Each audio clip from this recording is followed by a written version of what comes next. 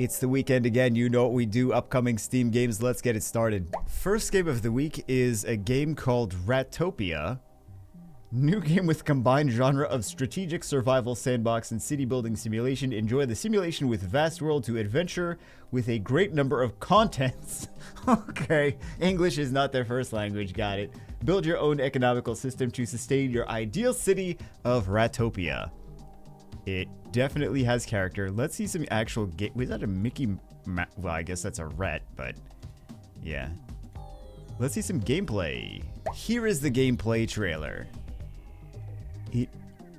I really don't think it looks bad. It's very different. That it's all city build. I mean, we've seen city builders like this before, but just this style and that it's rats. It's definitely unique. Next one is called Cursor Blade, a bullet hell game where you play as the cursor, fighting your way through waves of enemies, combine weapons and items to become more powerful with your own unique builds, slash dodge, upgrade, and repeat. Survivors of the Dawn, run-based roguelike bullet hell where you create strategic weapon and item synergies to survive these ceaseless hordes. Remember, every step back is a step towards a new strategy, or a whole new strategy, sorry. There is so much chaos going on over here. I would be overwhelmed and have high anxiety the entire time, but that's kind of this whole game genre. Next game looks really nice, really beautiful. It's called The Invincible. Rethink human dominion in the Invincible story-driven adventure set in hard sci-fi world by Stanislaw Lem. Discover planet Regis 3 as scientist Yasna. Use funk tools looking for a missing crew and face unforeseen threats. Make choices in a philosophical story that's driven by science. I don't know that the description does it justice. This is a very, very beautiful looking game. I always wish I had more time to actually play all the things that we see throughout the week. Or on the weekends. And see how good they possibly are. Oh God, help us. This is just chaos. Say hello-elephant to JMTB's classic series of elephant games now remastered into one elephant-sized package. Just what we always needed. How much drugs and which kinds to make this game? Football Manager 2024. Who wants to play football games where you can just play as the manager and the support staff of the football team? Progress never stops when you're pursuing football and greatness. New tools empower you to develop a blueprint for success in the most complete edition to date. Pre-purchase now for 10% off and advanced access. So all you're seeing in this trailer is a bunch of not what the game is, because these are just clips from football and it's a promotion. Let's see the actual game. So this part is the actual game. It's just a series of menus over menus over menus, but it's a football simulator game.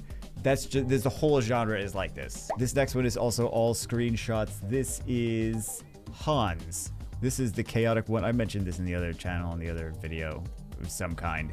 It's just chaos and chaos and chaos. It says it's a physics-driven parkour adventure. Ascend to the sky with our lonely watermelon hero. Navigate treacherous platforms, defy physics by slowing down time, not to fall, and chase the dream of reuniting with humanity. No saves. Bounce, fail, adapt, and bounce again. This is designed for YouTubers, I'm sure, which is why I'm never gonna play it. Next one is called Racine, an auto-battler strategy roguelike. Use your cards to increase your hero's stats or cast powerful spells. Find some artifacts and new cards to develop your own playstyle. Why do you have an auto-battler on the PC? Those are for mobile. They should all be on mobile because they're all terrible. Auto-battlers. There's a reason for auto, because people don't have the time to grind games all the time, non-stop, all day, every day. But man, I cannot wait till the trend of auto-battler development dies down. I feel like players are already kind of tired of auto-battlers, but they still keep pumping them out because they were in development for a while. They jumped on, these companies jumped on the bandwagon a little bit late, and they're like, let's still put the game out anyway, so. Kuroinu Redux. As the nation faces invasion from the peoples it has pillaged for a century, one man defends it, Derek Rondo, his second coming of the mercenary King Volt. He fights for his country, but plots to seize the throne for himself. A new visual novel, Betrayal Epic, begins from within. Can we see some gameplay? Probably not. Or is this, maybe this is all the gameplay? It's a virtual adventure, visual novel adventure. Yeah, that looks like these are the screenshots too. It looks like this is the entire game. Oh, it's a game that has gameplay. That's wonderful. I'm so excited. The Awakener Forgotten Oath. The Awakener Forgotten Oath is a roguelike action game with a highly flexible combat system. Act and roguelike lovers will embark on a thrilling adventure in a magical world called Sylvaland. This looks like one of the better ones of the week. Not that it takes much, but this looks like one of the better games of the week. So far, at least. Can we take a look at some more here? I just want to try to linger on this before we have to get to the student project. We're gonna cut the student projects, okay? We're gonna cut those. Very interesting art style on this Metroidvania game. Salt and Sacrifice. Join your fellow marked Inquisitors in this online co-op successor to the award-winning 2016 Souls-like Salt and Sanctuary. I did not play that one. I'm not really too aware of that one, am I? It's like a budget Castlevania. I mean, obviously it's got some content to it, right? If they won some awards of some kind, or maybe they're... It looks decent enough gameplay. Stronghold Definitive Edition. Upgraded graphics on... Yeah, greetings, sire. Your stronghold awaits you. Build a castle economy, besiege unforgettable villains, and return to the castle sim that started it all. Experience this classic RTS with upgraded visuals, modernized gameplay, Steam multiplayer, and a new campaign. These old games... I really like some of these old games, but I always go back to them, and I'm like, man, the graphics are kind of rough on them. It's nice to see some games come out with graphical improvements, but still very similar gameplay to the original without trying to reinvent the wheel and change things and make them worse. So I like this. This is something that I would like to pick up if I had more time. Tintin Reporter, Cigars of the Pharaoh. Tintin, so this is the... kids book, cartoons, most likely other games, I assume, since it looks like Tintin Reporter is a game franchise, I guess. Tintin and his faithful companion Snowy are going to experience some extraordinary adventures after meeting Professor Sarcophagus while cruising the Mediterranean Sea. The famous reporter sets out in search for the tomb of the Pharaoh. I don't know that name, so I'm not going to even bother saying it. It's a Tintin detective mystery game with Snowy the dog. And there's also a racing game. So this for a second, it looked like the Star Wars Pod Racer game. Well, I'm sure not that many people watching this are gonna like this game, but it looks like it's decently done at least. Idle Gears, click, place gears, click, make money, click. Nope, next. Robocraft II, the sequel to the genre-defining game. Genre-defining, played by over 16 million people. Is that true? Experience vehicle-based online PvP destruction with limitless options absolutely free. I like it already. There's destroying things. People actually seem to care about it, which means there's probably some decent gameplay. There's machine guns that you put on robot vehicles, and it's free.